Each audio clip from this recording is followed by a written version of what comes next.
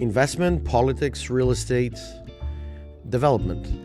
Today, I have the distinct pleasure and honor to welcome with us a good friend, lawyer Giovanis Kouzalis, from the area of Amochostos, where we're going to have the opportunity to talk more on investments and developments. My name is Dr. Marios Eftimiopoulos. I'm the Director of Strategy International, and this is Prime Analysis.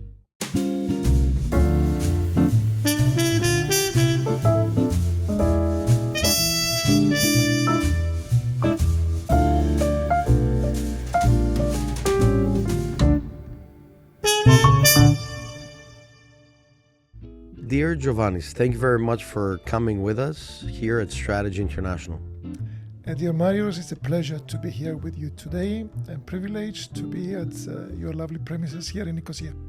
Thank you very much for coming here for an interesting discussion, which I hope we're going to have the opportunity to, if you want, talk about some subjects which are very much interest to all of us, which I think has to do with the wider spectrum of development.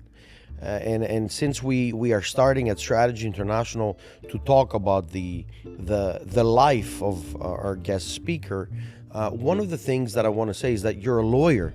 You're not a real estater, but you're actually working on real estate. Am I right? Absolutely right. Absolutely right. My late father was a developer. He was one of the very first developers in Paralimni after the 1974 invasion of Turkey. So I'm a son of a developer. Good. So I think we're going to have the opportunity to talk a bit about law, about politics, about development. So traditionally what we do here at Strategy is we talk about the first part, which is the life of young Giovannis.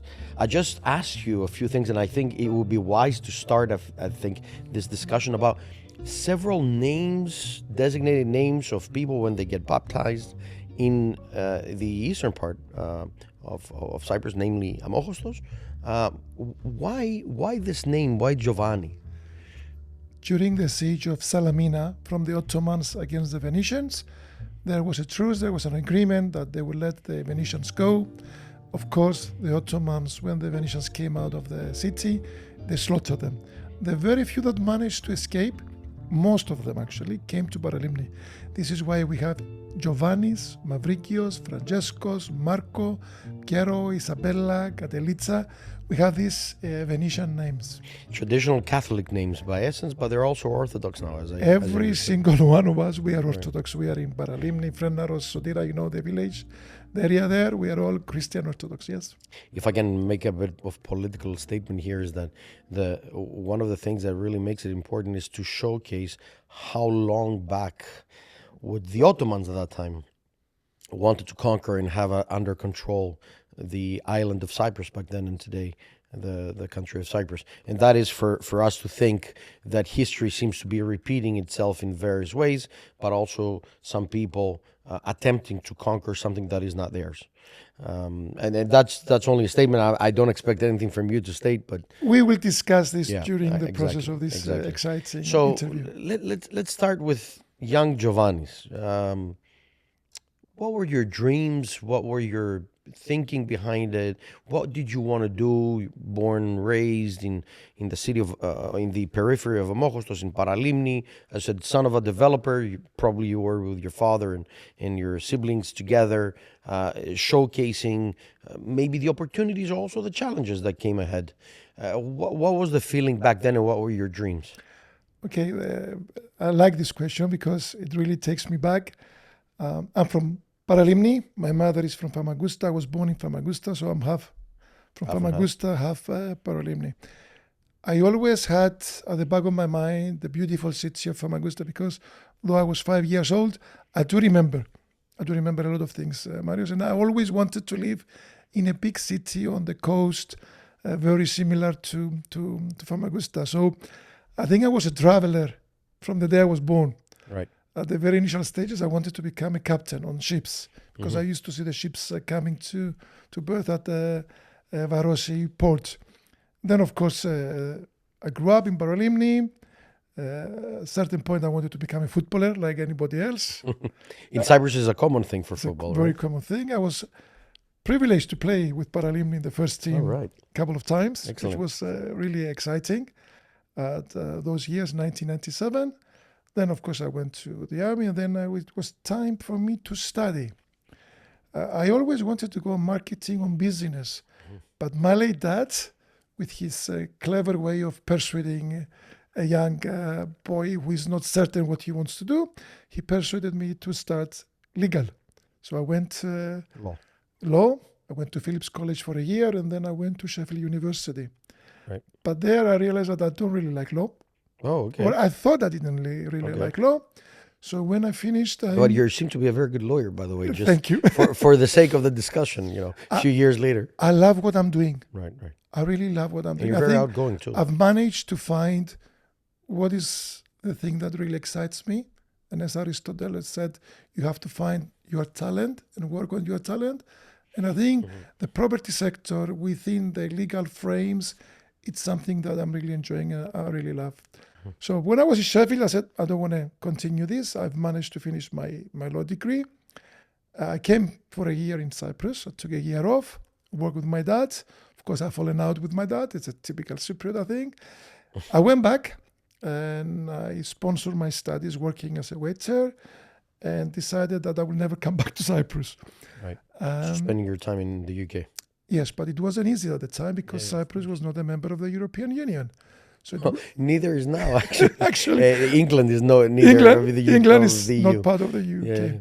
So it was really tough, and especially those years. But you know me, Marios. Yeah. I said I will do it, and I did it. I've managed to find a job, a fantastic job in the city of London, in the family office, shipping family office of the Lemos Group. Leon Lemos' son, Mr. Christos Lemos, was like a father to me. And I went there for 6 months, and I ended up staying for almost 7 years. And that was it, actually.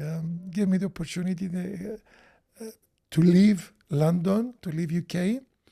I'm also a British citizen after so many years. And I think that was a real school for me. Yeah. That 7 years at I Lemos. think you were in the right place with regards to maritime, and I know that that Lemos family are also doing a lot of good business with regards to shipping. Yes. Years later. I think also you mentioned in the beginning you wanted to be in a seaside city where the boats come and go. Hence also the shipping family. What about after? I mean, did you follow it here with shipping? I didn't because when I had to leave London, I didn't have to leave London, but it was a family business, and my sisters were calling me and said, Giovanni, we need help here. And it was a time for me to move on from Lemos. And I knew that if I was going to move on in London, I was going to stay in London forever. Right. I was in a very good job, in a very good salary. So what made you come back? Because of family. We are Greeks. Yeah, At the end of the day, we are Greeks. But I want to tell you a funny story. I wanted to be on the beach. The island of Aphrodite. Of course, so come on. It's a love island, so it attracts more than you. love. It's more than love. Passion. When I was in London, we were at the St. Catherine's Docks, where I was. The way I'm sitting now, literally there was a glass, and it was the docks, and you could see the barges coming in. And if it was sunny, and the barge was coming to berth, and the sun was going to be behind the sails, and it was such a lovely place. I was on the beachfront. Yeah. So that there you go. That dream came through. No, to be honest, the coastal line of Cyprus and all of Cyprus is quite beautiful, both as a landscape and as people and the lifestyle and the level. And I think that also pays off if we want to take it in a higher political level or societal level. It pays off. Yes, the standards of conditions of living in Cyprus, considering how it has developed over these decades, is really very high. It's simple at times also. It doesn't really need always those, because people think that high standard of living requires a lot of money, but it's not only the money. It's just clean food, clean water, distances. You can be in the mountains in 20 minutes. You can be in the beach. I remember a couple of years ago, I was sending a picture to my friend Michalis. He's an accountant in Larnaca. And I took a picture with my son. We were skiing in Troodos, and he sent me a picture on the beach in Larnaca. It was amazing. I mean, this is what Cyprus is. You can be in the mountains, and half an hour you're on the beach, and on the same day. So, us coming back as a lawyer and having these pictures in your mind, And you did what? You went on real estate. Okay. Am I right? Came back with the family. Right. At the time, we still had a chicken farm. And I want to say something about the chicken farm because there are certain messages we want to Poultry. send out. Yes, poultry. I helped the family in the chicken farm in the developing of properties. So I was a developer and a poultry farmer at the same time. When I was in London and I took the job at Mr. Lemos, few months after, we were having lunch. Mr. Lemos, Evgenia, and the team. And Evgenia said to me, Giovanni, do you know why Mr. Lemos decided to take you on? I said, oh, yes, of course, because I had the law degree, because I have the master's degree. Yeah, the obvious. Yes. And he laughed, and I said, come on, Mr. Lemos, because we became friends, family at the end of the day. He's a wonderful guy. He said, Giovanni, I took you on because you were working in your parents' chicken farm. I said, really? He said, yes, because in the chicken farm, you lower yourself to be a worker, number one. Secondly, you were able to do multitask actions through the day, through the week, and through the year. And you operate. And I was dimensions. surprised, Very happily good. surprised at the end of the day.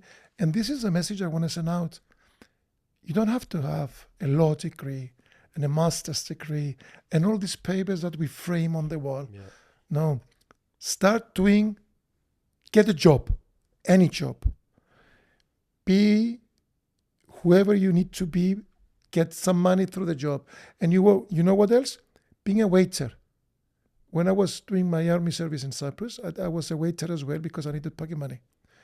And being a waiter, talking to people, gave me the opportunity to gain something that it revealed my true self, to be comfortable, communication. So what I'm saying to the young people, take every opportunity you find in front of you. Don't be afraid to do any job. Take a job and your own money. Right. And that helped me quite a how lot. to make money. No, absolutely. Absolutely. Yeah. I never believed I would get a job in the city of London because I was working in a chicken farm. It reminds me of my university periods. We were working. It's on a different discussion, obviously, but we've done the same. The same. Yes. So wherever there was work, 5 o'clock in the morning, we would go. At night, we would go, and that's really important because it teaches you how the market works, how communication is done, how balanced or imbalanced things may be, Real life. how to earn money, Real life. yeah, daily life. Daily life. And I guess the UK gave you a lot of opportunities, and at the same time, it seems that it starts from the family. Yes. So the family is Yes. everything. And so you came back.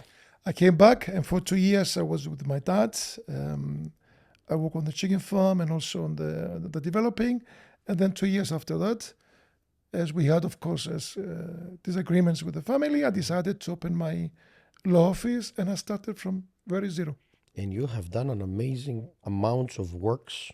And I want you to think while we're developing the discussion, some of the key milestones that you think that made your work really, really important. And I know because I've been following you, we sometimes discuss, sometimes we lose each other, but that's probably because of my faults. But you've done a lot of milestones.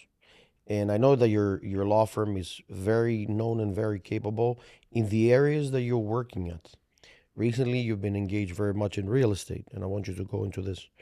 And then investments. I recently saw you in several exhibitions abroad, but also discussions about how to develop your own company in Cyprus, how to establish it, how to bring in your family contacts and your family levels of standard of living in Cyprus. So tell us a bit how the notion of development of a law office that is not traditional law office, I guess. We are not traditional office. Actually, this is office when you come in. When you walk through the office, you will see smiling people. You will see lights coming through the windows, no dark rooms. We are very comfortable, even the way we dress. Yeah. Even the way we dress. I As love long what as the I'm job doing. is done. Exactly.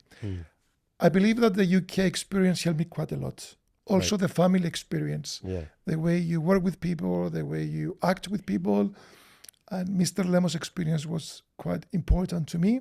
And I tried to put in Cyprus because I love my job. I love my office, but at the same time, I love my country and being a Greek Cypriot. Whatever I'm doing at the end of the day, I would like to have this to have an impact on the Cyprus economy, on the Greek economy. If there is a milestone, I remember many years ago, there was this huge company from the UK and they were doing business in Cyprus. And they were using in each area, they had in every area 3 developers, 3 lawyers, a lawyer for every developer. When they came to see me, they were trying to expand this in the Paralimni, in the Famagusta area, a 4th developer and a 4th lawyer. When they met me and they realized the due diligence I do, the KYC that I do, since those times when nobody knew about this, of course they gave me the job. And then when they got the 5th developer, they said, Kouzalis is going to do. But the company said, no, but we have to have another one. He said, no, we stick to Kouzalis.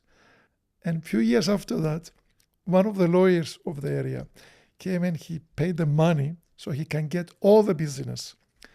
And when the CEO of the company announced that we had this proposition from the ex-lawyer, a huge amount of money, the 3 managers, they put their resignation on the table and they said, if we are going to do that with no money, we will do it with Giovanis Kouzalis because he's the only one who works for his clients. Simple as that. Maria, for me, that was recognition. A recognition of what I have done. So that specific gentleman, he came to me and said, Giovanni, this is the situation. I put the phone down to him because I thought he was asking money from me. Then he called me back and said, please answer the phone. He said, this is the situation. We don't ask for money. No kickback, nothing. Just we want you to take on the whole area. So you started with 1 person. Yes, and then I took everything. How many are you? Because, if it were not English, I wouldn't be able to do that. But because they were a British company, they said, no, we want to go with the best, not with the cousin, not with a friend, not with the people who give the one who can deliver. And this is what we have to change in Cyprus. The one who can do it and the one who can deliver. Yes, the one who can deliver. Question. You started as 1 person. How many are you? Now we are 13 people. Exactly. There was a stage before COVID, we were 20 people. We had offices in Paphos. I closed the office in Paphos. Now we have an office in Larnaca and an office in Paralimni. Very good. So you concentrated then from that moment onward in investment, development. Property conveyance in Cyprus. Right. That's what we do. Immigration. Right. We have one of the top teams in Cyprus, if not the best. And I'm modest. I want to say that. We do a lot of work around properties. Not just to buy a property, to sell a property, to do the conveyancing. Issues. And in Cyprus, we have a lot of issues. Title deeds. Because of my I property kind developer's of background, the story, I'm probably the only lawyer who can help people get their title deeds the right way. I'm trying to go fast. We are not always succeeding to go fast, either because we make mistakes, we don't anticipate things, but the Cypriot reality doesn't help. Yeah, we must say for people that are watching this that in Cyprus with the title deeds, it's not only the invasion of Turkey, because people might think only about the invasion of Turkey, but it's also the internal market. There are at some point in the old period of time, there are misunderstandings in the contracts or in title deeds. The government wants you to make specific arrangement when you buy or sell a property that you want to build, so you have to split it into plots. Sometimes the plots do not qualify the way that they should qualify, and that leads to big problems. Elements. Yes. Thank God this is not happening with the new developments now, but the old developments, they still have issues. And I think you were part of the first people that actually put the thing, title deeds completed with everything. Yes. As an association. Yes, absolutely. I remember you did yes, this. Yes. We fought quite a lot, and at the time we worked with Mr. Siligiotis, the minister, when he realized that my letters to him, they were not a threat, and I was not insulting him, because he called me on my mobile. He said, why are you accusing me of all of these things? And I said, Mr. Minister, have you ever read one of my letters? He said, no. So people are telling you that I'm against you. He said, yes. I said, Mr. Minister, please. He was on my phone, my mobile. Read my letters. And if you think my letters are against you, don't call me back. But if you think my letters are helping you, please give me a call back. In 20 minutes, Maria, he called me back. He says, Giovanni Mu, Tomorrow, 7 o'clock, I want you to the ministry. We went there and I gave him the plan, my suggestions, because other people, other associations were helping him. He accepted. And in 2011, many things changed for the best. Not everything, but it was a breakthrough. And I'm very proud to say that my office and personally me, we helped him, we helped the minister and the teams there to change the law and make a step forward towards something which is much It's better. imperative for development Come on. to have complete files associated with the sales of the title deed from one person to another, Absolutely. one company to another. So And I had the experience of the UK. So I realized, because there is a more personal case like that, and I realized without knowing that there were issues like that when we felt the whole situation. So that's quite interesting. You're saying that, and we see with the new development, because we have to be honest. There's massive development There is massive, these last years in Cyprus, and everybody's attempting to do all the jobs or the projects, but they're all complete. Almost. you need a Almost, not always, but- specialist in every sector. You need a good architect. You need, Right, you right, need a right. good engineer. But you need people that they are good in their jobs. Don't employ your friend, your cousin. Right. Get the right people. And I'm very happy that we helped in that level. And things are getting better. Cyprus is a beautiful place to invest. We still have issues with the land registry, with the tax office and the delays. We're providing services, Mari, and everything that in the service industry is slow. But that's what the services do, right? Well, it's not we at supposed to be. strategy, we do the strategic communication as an example. So we are good at this. Yeah. And we are good at policy creation, but we go to the respective legal office if we need some legal advice. Absolutely. We go to the financial auditors when as a company, we have auditors, but when we need auditing or when we need advice. So I think the first success part comes at the moment, say, this is something I do not know. I would like to learn. I would like to be consulted or advised. Doesn't necessarily mean business. It means give me the first consultancy to go next steps. So I can learn. Right. And I want to say something more. Me as a lawyer and I specialize in the subject, every day I learn. Every day I realize that I know nothing at the end of the day. So it gives me an eagerness to learn and study more. And talking about success and important points, I think a very important point in my life was when UCLan University approached me and they said, we are looking for somebody to come to the university and teach Cyprus property law. I said, yes, I'm interested, but I don't have a PhD. That's where we met, right? Yes, that's First how time. we met. And Tim Potier came to the office. He saw the office. He got excited. He met me. He called me up again at the university. He came again at the office. And then he announced me that I was going to take the job. I said, why? We were in my office.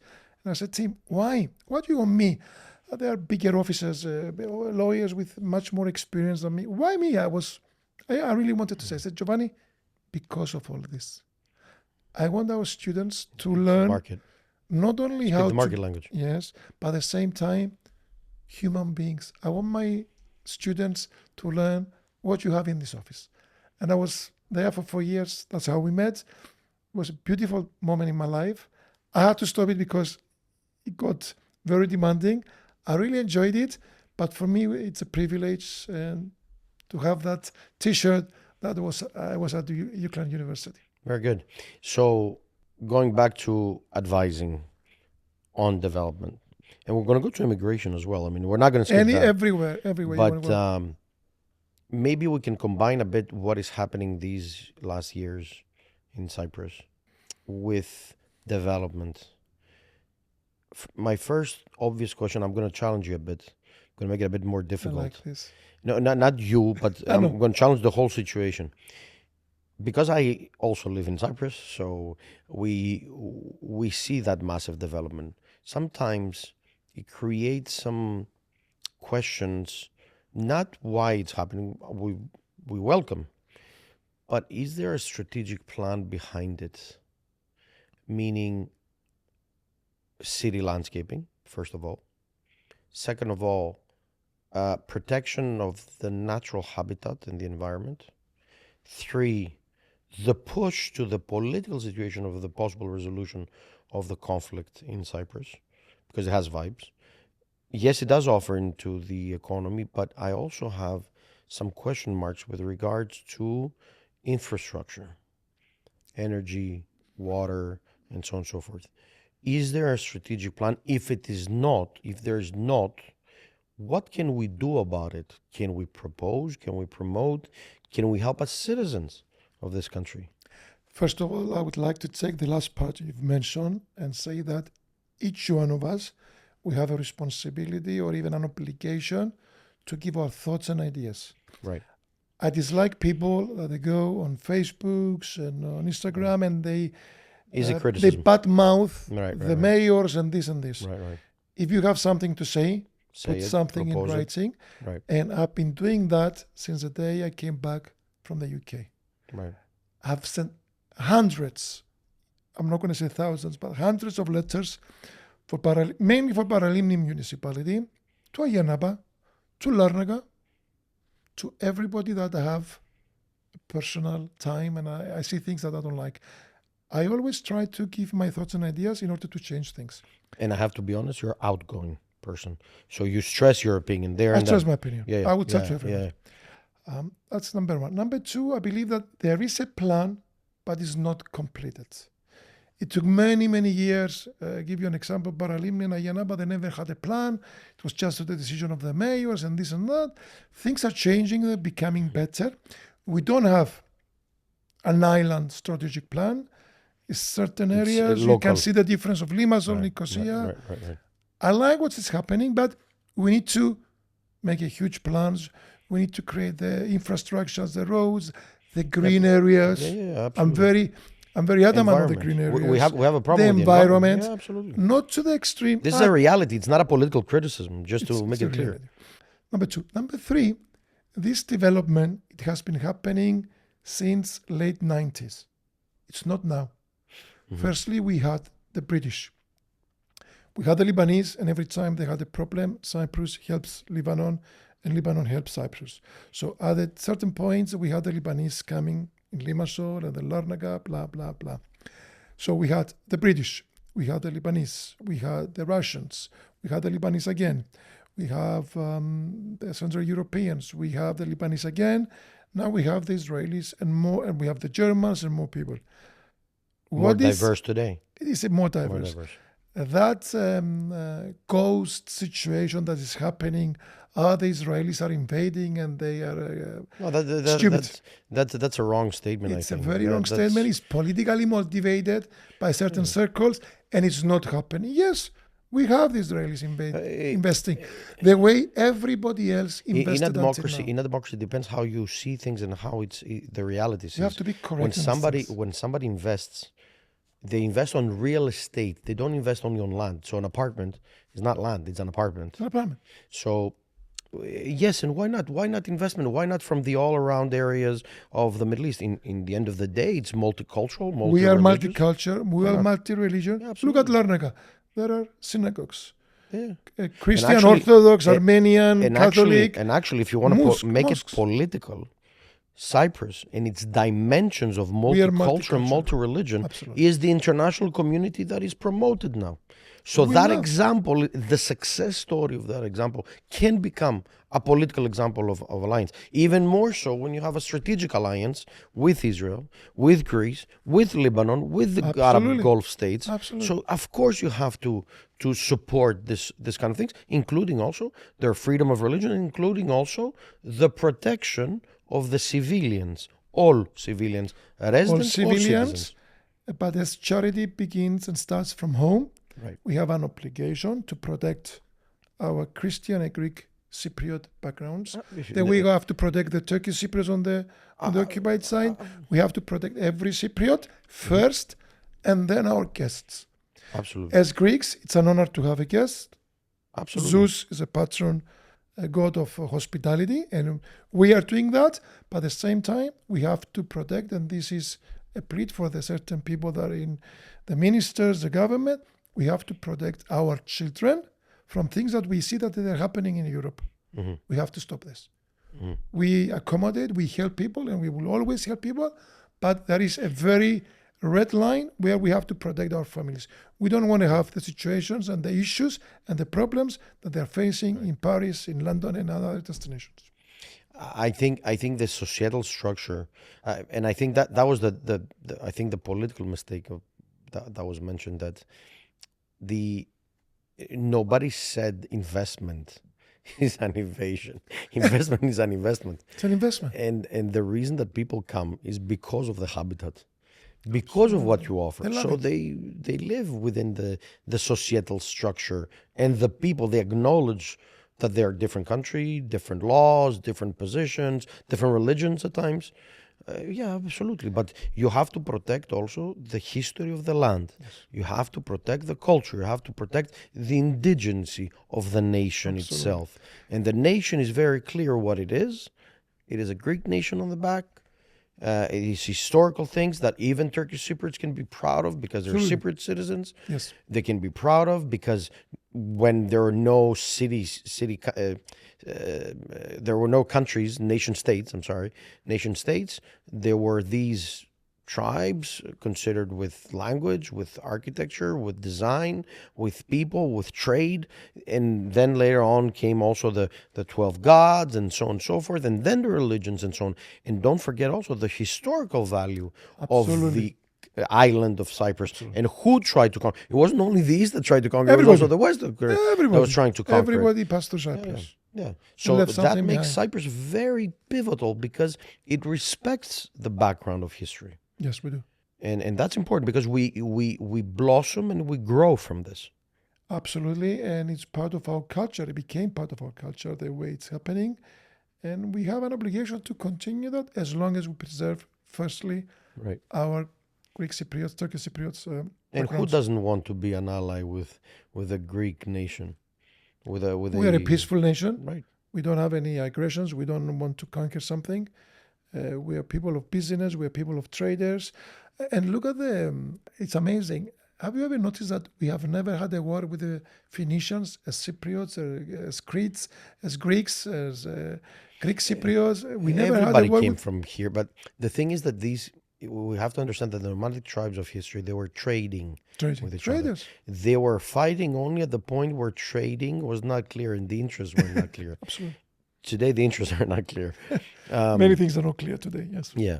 So, how does investment or immigration, slowly going to immigration, followed by politics, political analysis in this case, but how does investment affects stability or instability, immigration or unlawful immigration, and how and what can we explain people to those that want to legally migrate, those that want to legally become legal residents of the state? What do we have to do, not only as a legal consequence, as a legal process, but as a sequential societal process? I mean, in every country has laws, has rules, has steps. How does this affect investment? And how does the situation of wars around us affect migration in its combination, legal and illegal? Okay. It's a teaser having this immigration carrot stating that if you invest in Cyprus, you will get your permanent residency. All the European countries have it, and I don't think it's a bad idea. What we need to be clear is to make sure that we scrutinize the people that are coming. We want to make sure we don't get people with problems. We don't get people that they will create problems on the island. We want to get the elite. We want to get the top professionals. We want to get the lovely family people to be here in Cyprus. This is the whole intention of the So a whole bundle of the whole societal structure, those that want to live legal and safe and sound and progress and so on. Exactly. Yeah. And it's nice. I mean, if you have noticed, since the Lebanese started investing in Cyprus, just look at the structures and the designs of our properties. They change, yeah. Yes. Before we had the British, so all the property developments, especially the flats, they were square or rectangular, whatever, and they were boxes, bam, bam, bam. Now you have the beautiful designs, you have the glass, you have the wood, you have but Middle East architecture, it also includes Middle East architecture. And don't forget also that in 1974, there was massive building in order to allocate those internally displaced people from an unlawful war. Through the investments. An unlawful invasion. Yes. Internally, what happened there was terrible, and we had to do it. But now we are becoming better on this. Yeah, so it was a beneficial The It was very, Lebanese brought this because they're brought good in this. architecture. They brought Yeah. this. I've seen that when I was in Lebanon. I've seen the modern buildings are truly modern, truly sustainable, truly this. But we So we also got have to that. say that education, huh? Of course, the Education, Lebanese are highly universities educated. around, the opportunity, the development of society. I think it's a mixture. And you can see how similar we are. Yes, in that All respect. Lebanese, they want all their children to get educated. We The are the same. Israelis also have good There is not a huge in city difference. landscaping and There is processes. no huge difference between Oh, of course. Lebanon, Middle Israel, Eastern. Cyprus. Middle We are Eastern and a Middle bit East. global. We have our Mhm. differences, and or they have their differences. We don't. We love everybody. But there is also influence from the Arabs in general, Gulf Arabs, North Africa. Recently, yes. Not yes. only recently, historically. Of course, historically, yes. And also Persian, not Iranian modern. Don't Persian. forget the Persian. Gardens. Yes. Internal places and Ottoman also, because there is also Also the Ottoman Ottomans. architecture. As you And rightly also said, the ancient central Greek, modern gardens. Greek, classical Greek. There's also there. And you can still see in certain villages the central garden in the village. Right. It's Yeah, beautiful. They're beautiful. Yeah, but you also have classical Greek, as I said. There's also classical Greek, modern Greek, especially in Larnaca, which also became 2030. Huge success. Yeah, absolutely. Huge success, and congratulations to the mayor and the team of Larnaca for that. Absolutely, yes. I was really Congratulations, happily yes. surprised. I wasn't expecting that. And it seems tell that you the truth, Larnaca is I'll- getting to the right way. To tell you the truth, although I was not involved at all with the whole situation, but Larnaca makes you feel that it is really an island.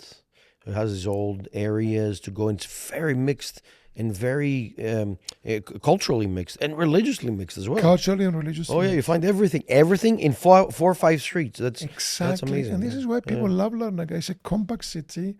It's a friendly city. Next to the airport with a port. Next to the airport, to the port. The can most walk it. important thing is the proximity to Paralimni, of course, to the most beautiful beaches on the island. Yes. But to Nicosia, to Limassol, to the mountains. And now, and you can Paralimni is see, 20 minutes. well, if I'm driving, yes. Ah.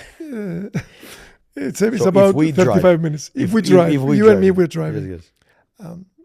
It has what it takes for a family to come and stay and live calmly for holidays, but for relocation. So that's why Larnaca attracts now And I most think, of the investments. but I think also Famagusta area, Paralimni area is also growing. The old city of Paralimni is also becoming more cultural in its nature. More You can walk cultural, it. and we are very lucky, Maria. We have an excellent mayor now in Paralimni and Ayanaba.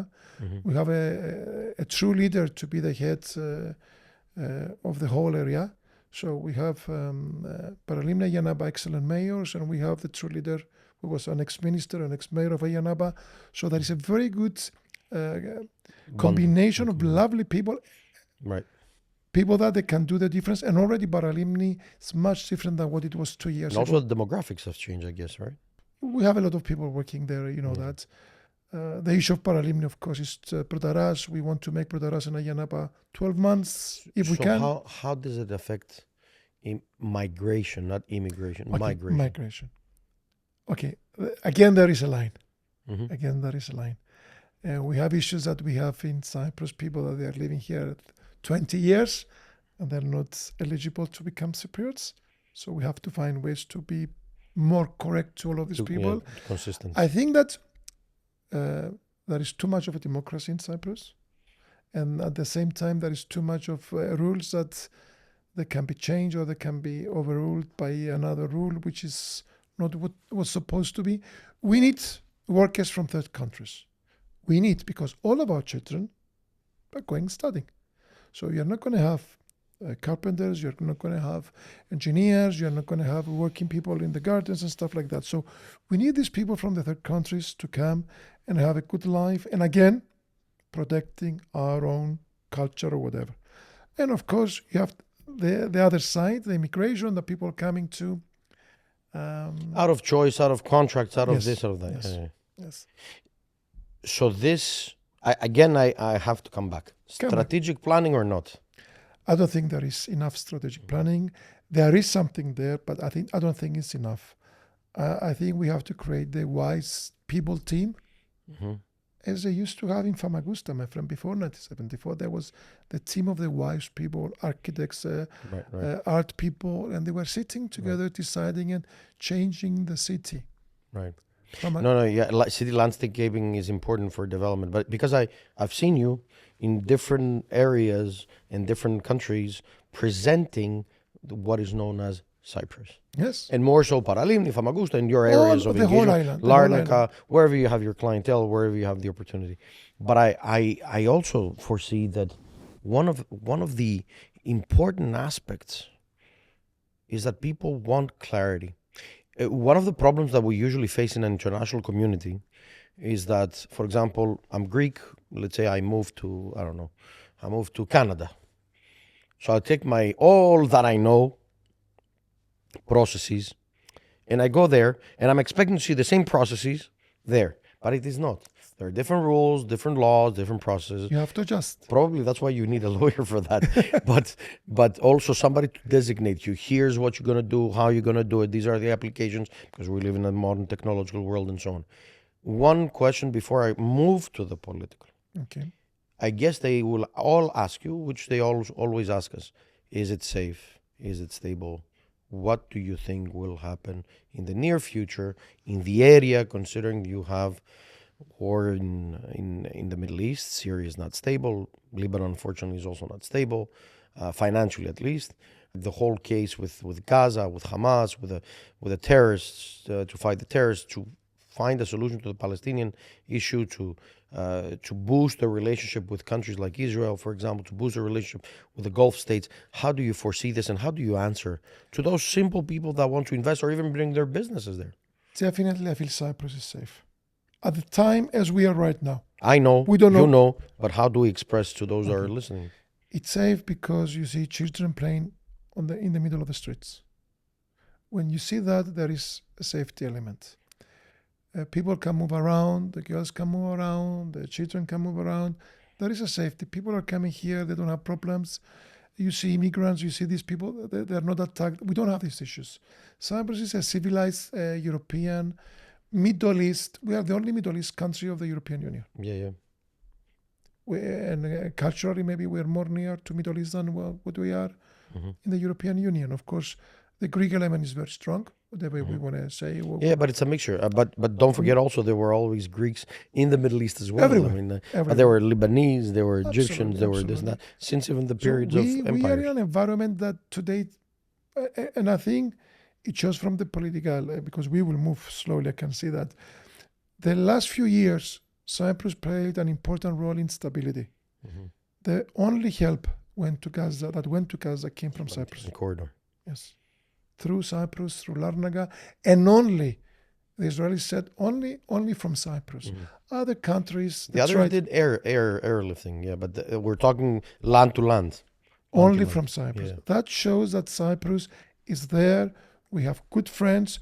We have very good neighbors. We are good neighbors to everybody. We understand, and I think it's becoming deep, the relation. Yes. And I also think, just to add on this, that I think all the Middle East should come here to discuss peace, exactly in an area which has been invaded. It's not an incident that 7 countries of the Mediterranean Sea plus Jordan was in Cyprus with Mr. Christodoulidis, and I praise him from that to support.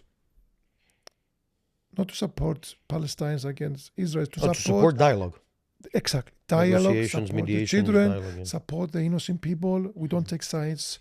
It's not our job to take sides. I think that helped quite a lot. And then the only help to Gaza came through Cyprus. And now that we had the president of the Emirates here in Cyprus, we have Saudi Arabia. We are interconnecting with everybody.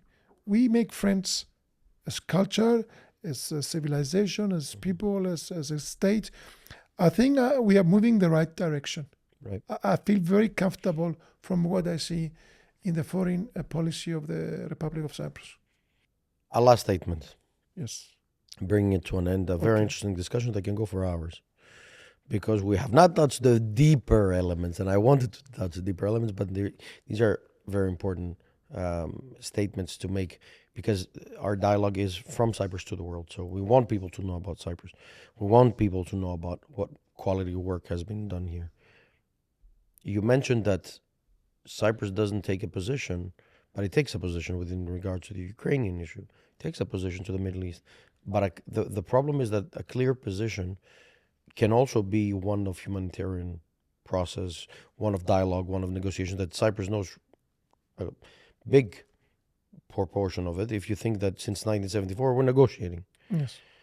do you think that this market, not only Cyprus, the whole market of investment zone, is moving, shifting? Do we see waves of shift, like west east, east west, north south? Do you think that and that gives a pivot to other countries, because the U.S. Cyprus relationship is ever stronger, Amazing. but we don't have direct flights to the United States yet. Don't you think that's a bit of... My suggestion is, if you don't want to go into analysis, proposals. What should we do to enhance those countries that we believe are strong allies and that can help also in the investment, in the not only investment in real estate, but also businesses, business to business element, government to government, so, and also the element of peace, because there's IMEC on the back coming in from India, Gulf states, and so on. There's energy discussions, interreligious dialogue. There's business investments from the West. There's also the East that wants to invest in Cyprus. I want to talk about Russia. I will start taking the last part you've mentioned about the direct flights. We are a country providing services.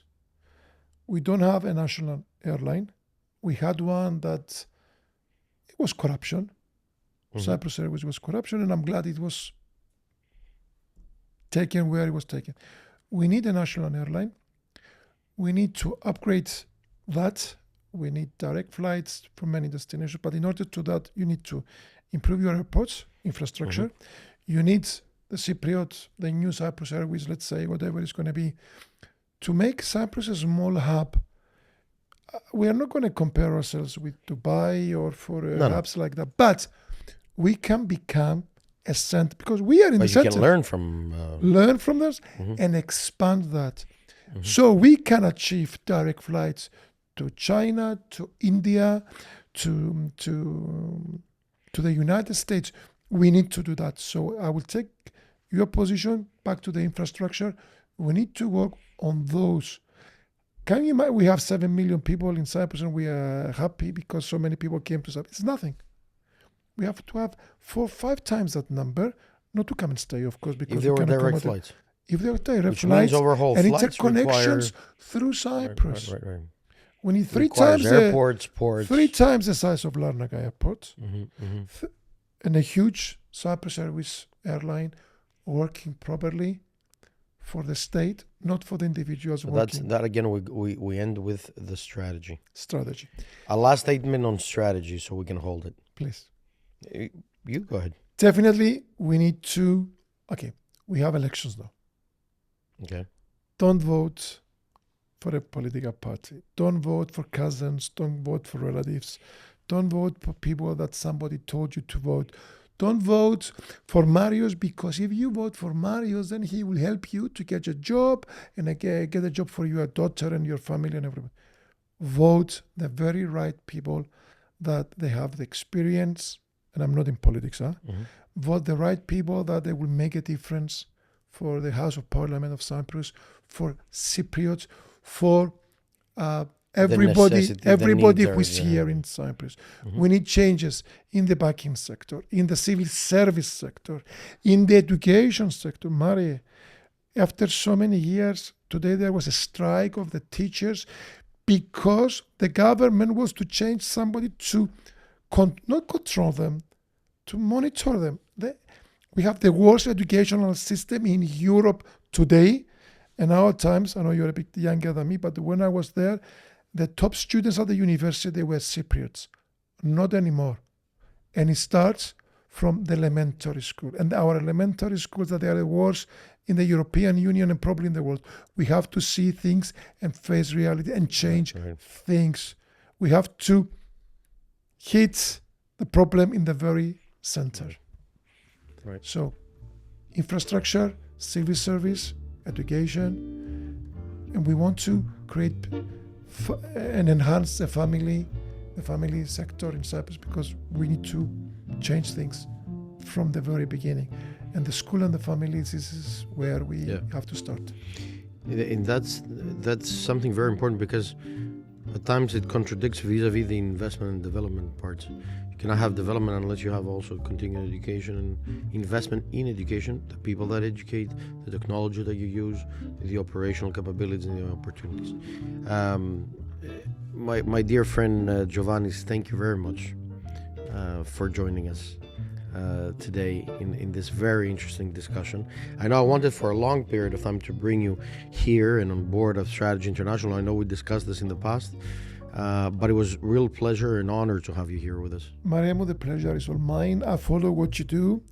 We had our discussions here and there, but I really enjoy and I follow what you're doing, and I think you're doing a fantastic job. And here, and the team here, and the crew, continue doing that. For me, it's a privilege to be here, and I look forward to seeing you outside for coffee.